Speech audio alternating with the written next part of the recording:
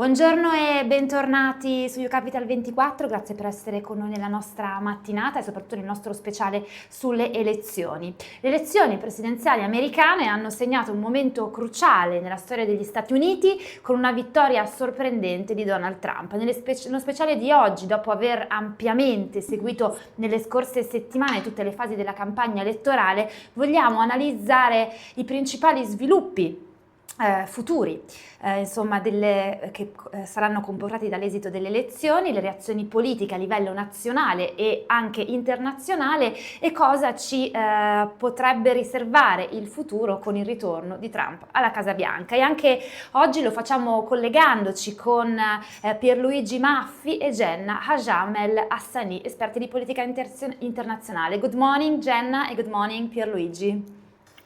Good morning, Julia. Thank you so much for being here with us today. So we can start.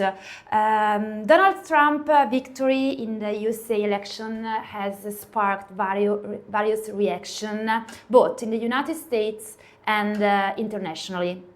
Today we will analyze the key development and reaction to this historic event. I would like to start with Jenna and speaking about how did Kamala Harris and the Democratic Party react to Trump victory, and what do this reaction means for the future of American politics? Yes, sure. Thank you, Julia. I think the mood was definitely a mood of disappointments and very low energy after the loss of Kamala Harris. Just after midnight, a few hundred feet from where Kamala Harris was expected to stand on stage at the Howard University in Washington, D.C., so many students and people and citizens sat there in a very different than optimistic energy that began the night. I think when the country's first two swing states, Georgia and North Carolina, were both projected for Donald Trump, the collective change in mood was very much obvious. Yet the choice of venue for Kamala Harris's speech and appearance was very meaningful. It was one of the country historically Black colleges and university, and that excitement soon gave way to anxiety and to the prospect of Kamala Harris in the White House looking extremely improbable. I think what Harris's reaction looked like was of disappointment. She gave a great concession speech, which was directed at all of the people who supported her, emphasizing that the fight isn't over and that the fight is just going to take longer to win. And some people in the Democratic Party agree that they don't think she could have done anything differently, and that is just the cause of a misogynistic and racist-rooted America. But some others believe that Biden's speech will probably not be remembered much for what he said, because there was no introspection about the loss and no answers offered for why it was such a bruising defeat. I think the Democratic Party decided that they accepted the choice the country made and that they would ensure a peaceful and orderly transition to Donald Trump. However, the Democrats are definitely, there's definitely a cleavage between their beliefs. Some say that Kamala was definitely a weak candidate which struggled with media presence and who had a campaign that was heavy on celebrity involvement but light on policy substance. I mean, this is definitely a debate, but what it does mean for the American people and for the future of America is that the Democrats definitely will not stop fighting, and that it doesn't mean that there is not hope anymore within the party. Thank you, Jenna. Pierluigi, I would like to take a step back and speaking about the polls, for understand why were the polls inaccurate again in 2024 US election, and what factors, in your opinion, lead to their failure in predicting the outcome? Yeah, as we saw in 2016, before the race, the public opinion polls have predicted a very neck-and-neck race between Trump and Harris. And especially Harris was predicted to be slightly ahead in the states of Michigan, Pennsylvania, and Wisconsin, three key battleground states. And she was also predicted to be ahead in the national popular vote. However, eventually Trump cruised to a very comfortable victory, defying most of the polls. He has already won 5 of the 7 swing states, and his sets appear to win the Arizona and Nevada as well. So winning the last 2, and most of those wins, especially, are by margins larger than what the poll had focused. So it's a huge victory for Trump, and because he also won the popular vote, he didn't just won on the electors' vote. He also won the popular vote, and not by a narrow margin. He won by close to 5 million votes, so a very big margin. That is really a great victory for him, because it looks like he will reach 312 electoral college votes, which is much more than what he won in 2016. And I think one of the reasons, because the polls, like of the failure of the polls in predicting like the results, was that it's very difficult to reach the Trump core support base, and because especially Republicans are less likely than Democrats to speak to the media or respond to surveys.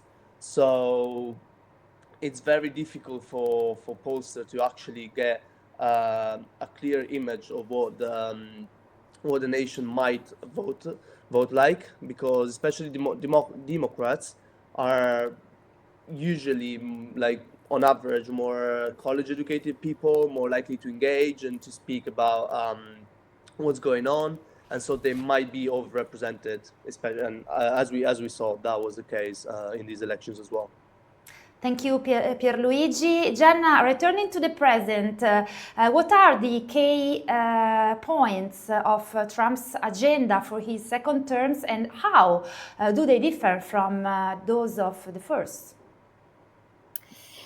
Yes, well, the key points of Trump's agenda are basically separated in different big, let's say, entities, such as immigration, the economy and trade, energy, national security, and constitutional rights. And from these points, you can find some very interesting policies, such as the mass deportation of 11 million undocumented immigrants, or the closing of southern borders and ending birthright citizenships. You also have, regarding the economy, unprecedented tariffs on foreign goods, and especially on China. You have also the tax cuts to benefit corporations, tipped workers and seniors on Social Security, property owners, and many others. Expected trillions in cuts in government spending that is planned from the help of Elon Musk. And there is also wants to reform the country's health and food system, reversing sort of regulations aimed at addressing as well climate change. And I guess it's a very confident new program and very optimistic new program to keep the US dollar as the world's reserve currency, or to become the main energy trader in the world, and to make sure to move away from a possible World War III. And I think in 2016, Donald Trump was a political novice. He didn't know how Washington worked, he didn't know how to govern, and he learned his job through his first term. And so that's where the difference kind of lies between Trump 1.0 and 2.0, because truly the ideas he portrays are sort of the same, but it's just really the way he decided to go on this Monday that changes. So for instance, he changed the hires, he changed the political consultants that worked with him. And the second thing that will change this term is also the power he has. He has a far-reaching agenda that I just summed up, that is much achievable than the last term, and has a clear idea of what he wants to achieve. But yeah, his manifesto still is a little opaque and is subject to changes. But he hopes to reintroduce some plans, for example, that he wasn't able to introduce in his first term, such as Schedule F, which seek the removal of thousands of non-partisan federal civil servants by replacing them by loyal political appointees.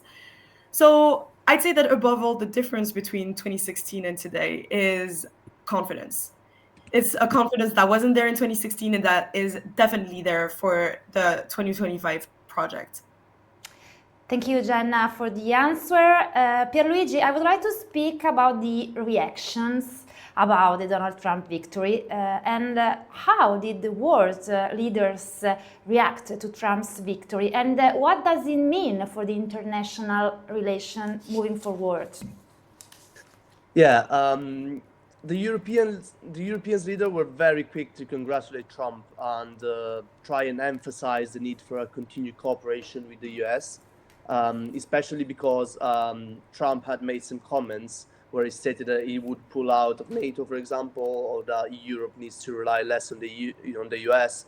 So there were, even before the race was called, even when Trump was still, he was predicted to win, but he didn't have the number of electors. They were already, messages were already flowing towards him from Macron, for example, from Olaf Scholz from Germany. And so, yeah, they really stressed this fact that Europe needs US and kind of asked Trump not to pull out of Europe because this could have very important geopolitical consequences. Beijing, on the other side, welcomed Trump, but warned of a potential trade war with the United States if they pursue the protectionistic policies that Trump has been signaling. Unsurprisingly, Russia remained silent. No one commented on the US elections officially, even if Trump had previously stated that he would end the war with Ukraine in a day and that he will work closely with Putin. So we don't have any official statement from Putin from Russia yet, but we might have one before he gets installed as president. There were some mixed reactions in the Middle East. Iran and Hamas signaled that they do not see the election of Trump as a major shift in the policy of the US for the region, whereas Israel and Netanyahu they welcome Trump because they do believe that a Republican president can bring a more assertive and more support from the US to Israel. And I think overall, Trump's victory kind of seems to signal a major change for the US foreign policy. So there could be a shift from a policy that prioritizes international alliances to one that prioritizes national interests. And so, yeah, this could lead to a more fragmented and unpredictable geopolitical landscape. But of course, we'll have to see then the actual policies that Trump will put into action. But this is the vibe in the international arena. So that's what Europe is hoping not to get. That's what Beijing and Moscow are hoping it will happen. Perfect, Pierluigi. I have another question, the last one for Jenna. I would like to speak about the financial sector again, and I would like to understand how will Trump's re-election affect on markets, especially in terms of regulations and tax policy.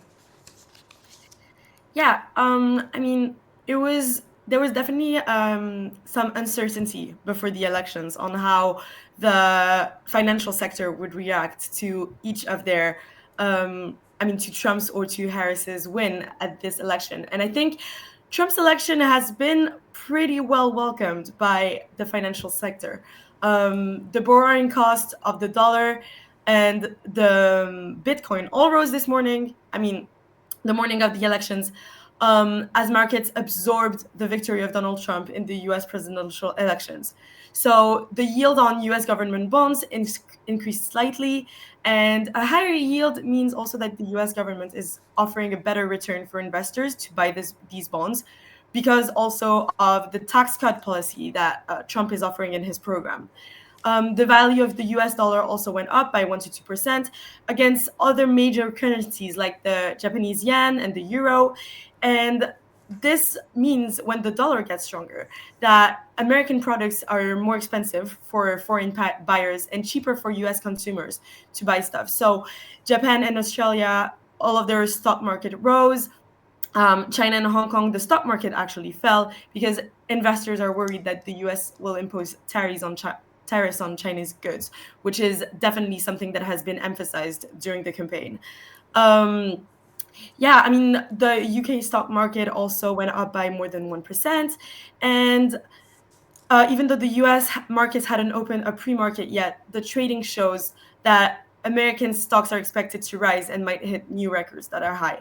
The oil prices fell as the market reacted to an election of a president who promised a drill baby drill, which is in an attempt to lower fuel costs and to create and have their own oil. But experts say that populist instincts are more likely to see America's hugely budget deficit grow still further. And they see that the development of his program might lead to inflationary tendencies, and that it might lead to the government pumping into the economy. That is all things that are going to be seen in the near future, but they say that tax cuts will also boost consumer spending, which will put upward pressure on prices as more money chases the goods and services available. I mean, when Trump last was in office, it was a period of prolonged low inflation, which is not the case right now. And it would be interesting to see how his new program will have an impact on the economy as a whole. Perfect, Jenna. Thank you so much also to Pierluigi for being here with us today. I hope to see you very soon, and good afternoon for now. Thank you. Thank you. Bye, Giulia. Thank you. Goodbye. Good afternoon. Bye bye. Noi ci dobbiamo fermare, abbiamo finito il tempo, ma torniamo tra pochissimo sempre qui su UCapital 24.